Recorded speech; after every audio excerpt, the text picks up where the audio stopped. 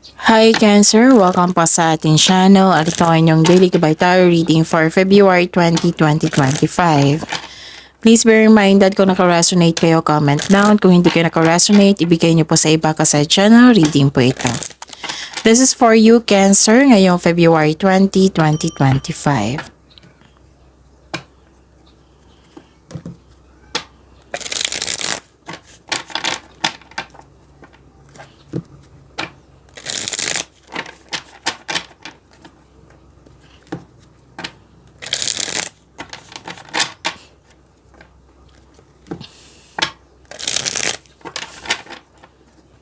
Para po ito sa inyo Cancer ngayong February 20, 2025.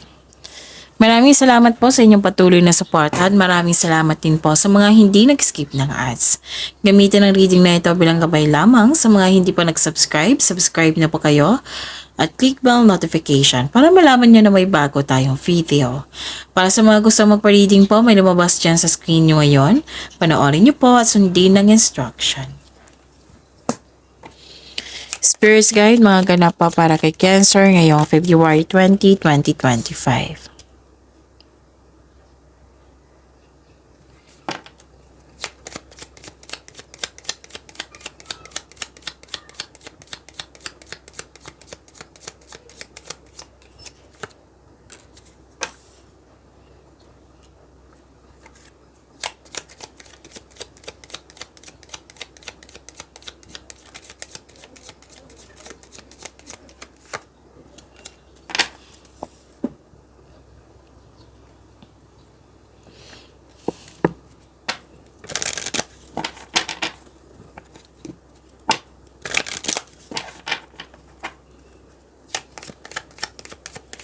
Spirits Guide, mga mensahe po para kay Cancer ngayong February 20, 2025.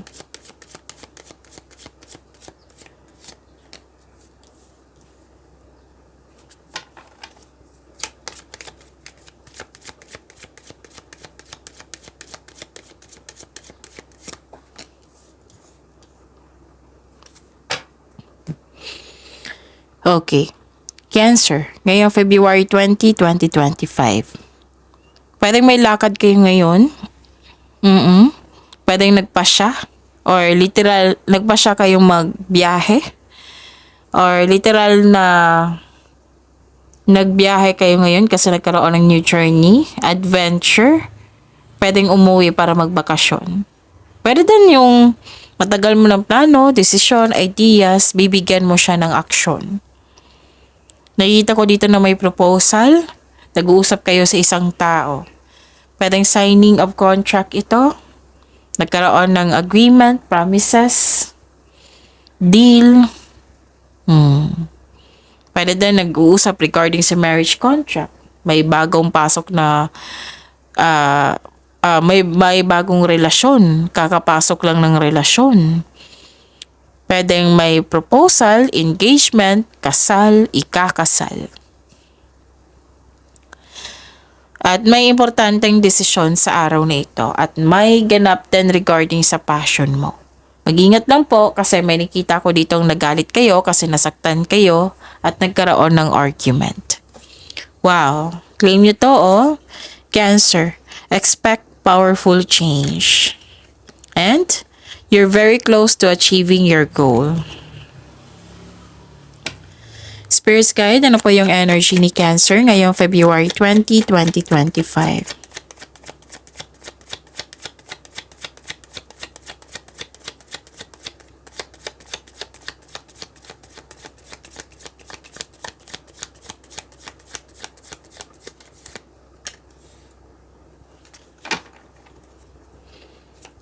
And the clarification of this card po.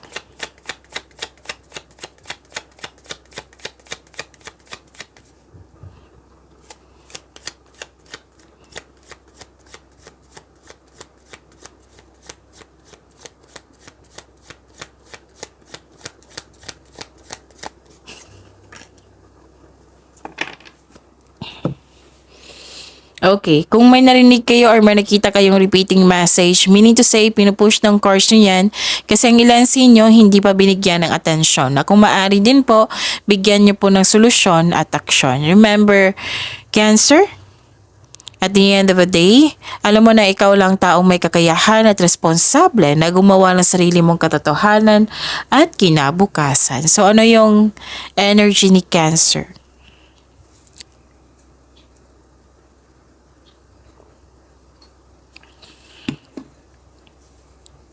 Okay, nag-inom lang po ako ng tubig. Saglit lang po.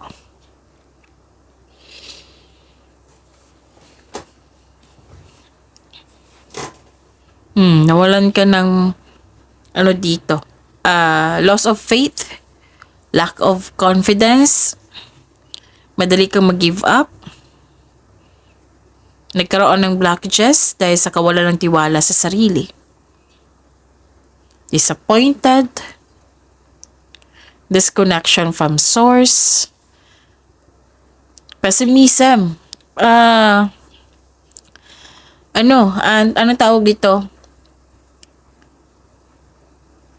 Try to bitawan nyo na yung mga negativity na yan. Huwag kayong mag-attract ng negativity. Okay? Kasi nakakasama yan sa inyo. Mas mad-drain kayo niyan. Hindi yan nakatulong sa iyo, yung negativity na yan. Kahit hindi yan sinasadya, parang nire-recite. Oo, yung magsasabi kayong negativity, yun. So, try your best talaga. And huwag kayong mag-alala kasi ang sabi ng card niyo po dito, inspiration is on the way. Huwag kayong mag-give up, magkakaroon din ng healing. So, ang advice po ng card niyo po dito, dreams do come true. Okay? Sa mga nawalan ng pag-asa dyan, may pag-asa po na parating sa inyo, basta bigyan niyo lang po ng tulungan niyo po yung sarili niyo. Yung may willingness to help yourself to move forward. Huwag kayong mag-give up kasi may parating po na blessings sa inyo. Inspiration is on the way. Magkakaroon din ng healing. Magtiwala po na maabot mo yung dream mo sa buhay. All your dreams are coming true. Kailangan lang po na i-process mo itong healing na ito. Okay? Ano pa?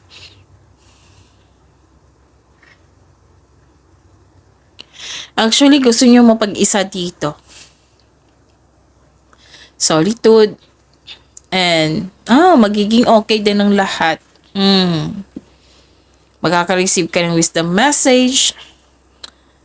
Nagkaroon ng inner truth. Nagkaroon ng divine inspiration. Realization. Andito rin. Gusto nyo mapag-isa ngayon para makapag-isip ng mabuti. Para makapagpahinga din. Soul searching. Soul searching ika nga. You can restore your energy by spending time with yourself. Para sa pagbalik mo, you will feel your energy restored.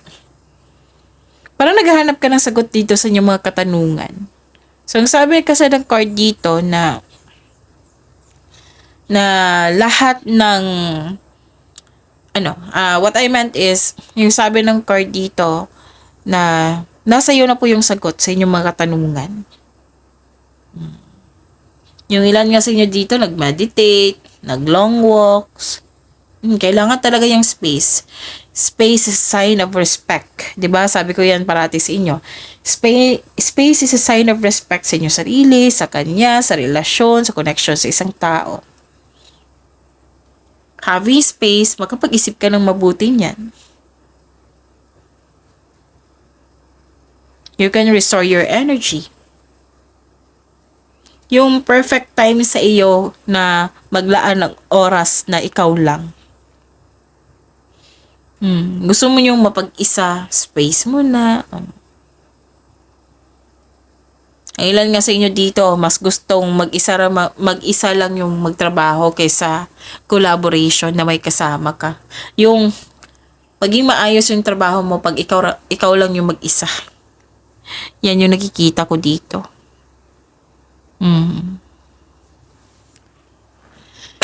Spirits Guide, Career and Money po ni Cancer ngayong February 20, 2025.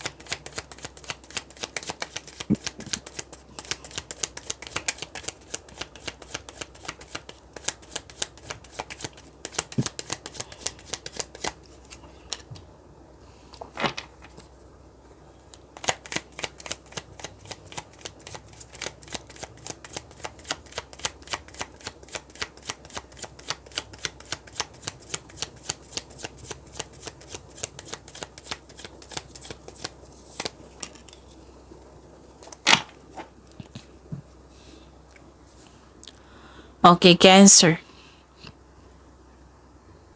Okay, may celebration po dito, Cancer. Special event, celebration. Wow, may gantimpala kang matatanggap. Maaring mana ito, or promotion, or recognition. Ang ilan sa inyo dito nag-decide na magpahinga, magbakasyon. See? May bakasyon dito sa oracle cards nyo. Lumabas sa tarot cards nyo. Pwedeng balak pa ito ha, or nagbakasyon na talaga kayo ngayon. Posibleng out of town din ito. So, may ganap na celebration. Pwedeng nagkaroon ng celebration kasi may na-achieve or may nakumpleto. Let's say, nakumpleto po yung proyekto, yung kontrata. Pwedeng ganun. So, yun. This is good kasi, 'di ba? Na happiness ito kasi enjoyment ito. Pagtipon-tipon kasi may na achievement. This is good.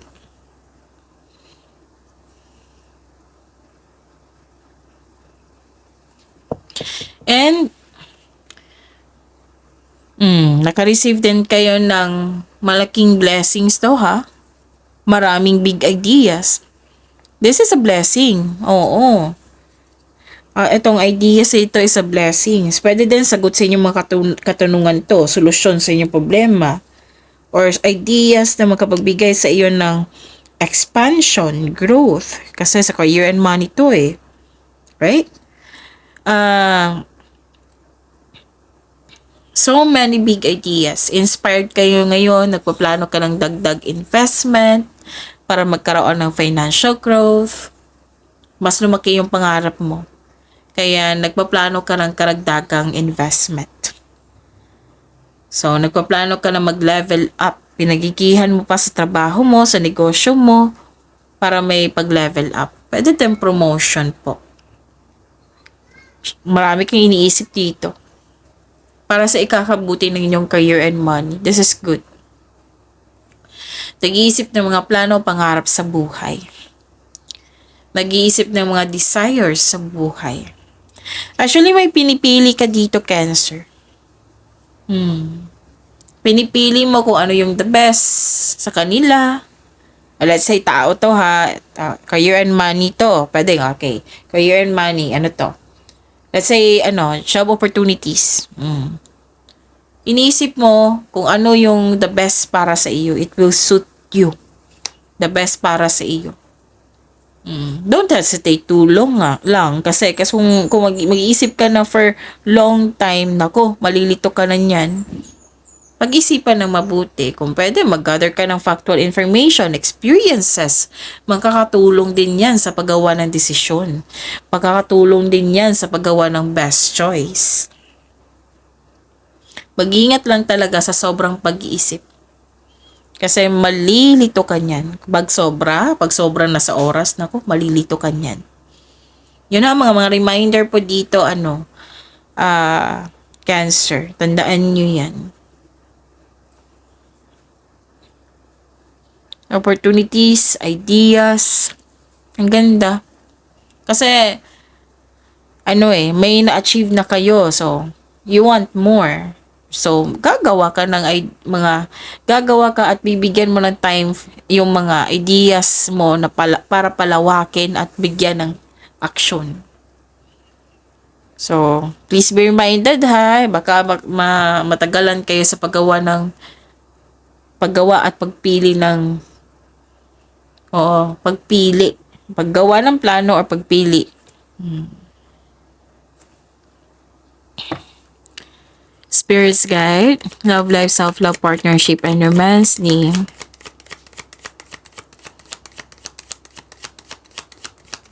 Cancer ngayong February 20, 2025. Okay, dalawa na po ito. I think mas nauna ito.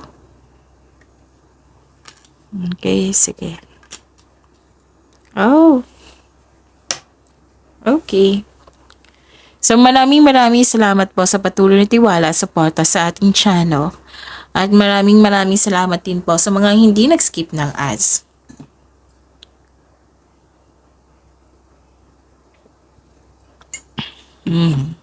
Inom muna ako ng tubig. Okay. Cancer. Parang may concern ka dito sa isang tao na sumusobra na. Or may sitwasyon dyan na sumusobra na. Na-burnout ka dito eh. Or may tao na hindi nagbigay halaga kaya sumusobra na. Communication po iyan. Communication lang po iyan, Cancer. Yung healthy communication, of course. Huwag niyong unahin huwag kayong magpadala sa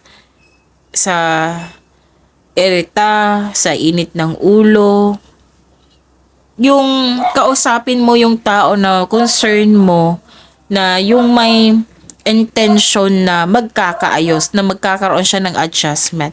To let this person know na sumusobra na or wala nang basta may sumusobra dito na na concern na hindi nagbibigay halaga. Kasi pag mauna yung init ng ulo or irritable, syempre unang makikita ng 'di ba, masilayan natin yung facial expression natin or ng tao. So you have to control yourself first. I know your feelings.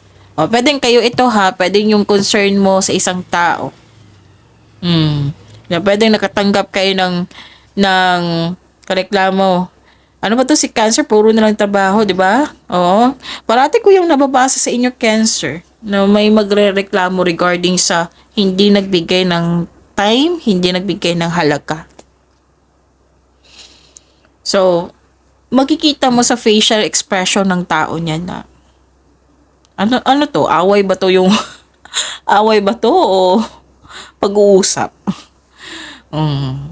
Yan din yung natutunan ko sa buhay ko. Dapat magsimula talaga sa approach, sa magandang approach, sa magandang mood, sa expression din, facial expression.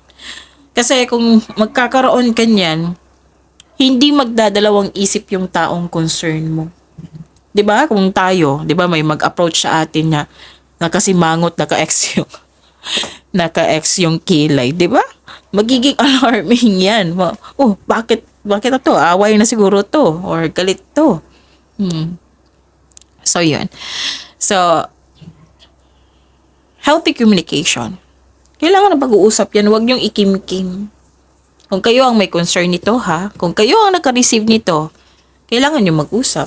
Kailangan nyo magawa ng adjustment para magkasundo kayo. Kasi, lalo na sa mga may relasyon dito, sa buhay mag-asawa, commitment kasi yan eh. Teamwork yan. Hindi naman pwede, kayo lang parating nag-a-adjust, siya yung parating nag-a-adjust. Dapat together, teamwork. Okay? Kasi nakita ko dito, sumusobra na to. Pagod na ako sa pagkakabigay ng pag-unawa. Hanap daw kayo ng solusyon, wag daw kayong tumigil. Tumigil lang kayo pag pagod, syempre. Yan yung, 'di ba? The best way. Kasi kung pagod kayo, na hindi ka pagod kayo, tapos pipilitin mo maghanap ng solusyon, I dare you, hindi ka makagawa ng magandang solusyon yan. Kasi pagod kayo eh. Kailangan yung pahinga.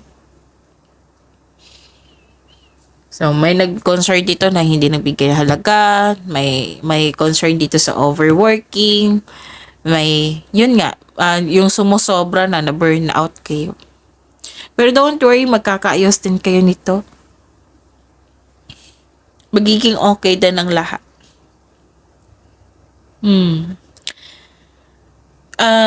Sa mga single dito, papasok lang kayo kung interesado lang kayo na magkaroon ng relasyon kung ito ay seryoso sa buhay.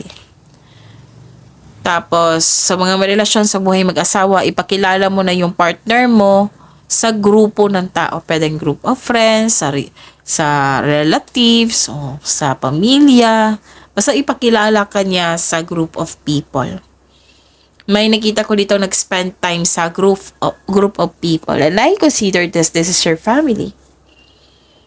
Okay, so yun, pagyamanin niyo po yung blessings na binigay sa inyo, Cancer. See you tomorrow. Please like, subscribe, and click the button for notification para updated po kayo sa daily tarot reading natin. Maraming salamat po.